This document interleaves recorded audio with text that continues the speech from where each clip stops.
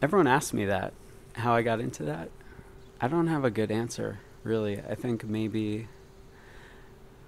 part of it might be due to my limitations in a way.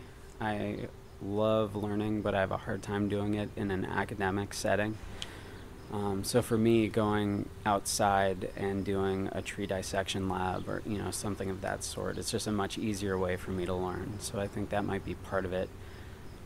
I really enjoy being physical, and I don't like doing it in a gym or inside. It's just I just love being outside.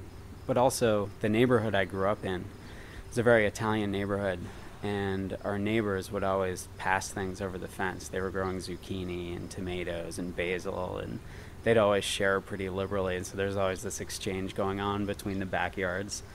So I think I got used to agriculture actually being fairly integral in the urban environment, even from a pretty young age. Anything grows in Brooklyn. It's insane. In the center of this block that I grew up on, there's apricot trees, all types of herbaceous plants, peaches, figs, it goes on and on and on, berries.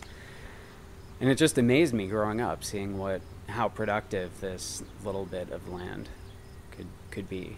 And I think that, I didn't know it at the time, but I think that was pretty formative.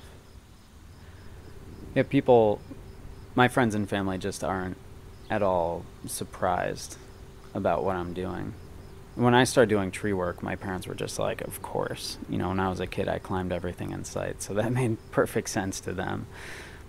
When you tell somebody that you're spending time on a farm, they're really excited about it, if not envious.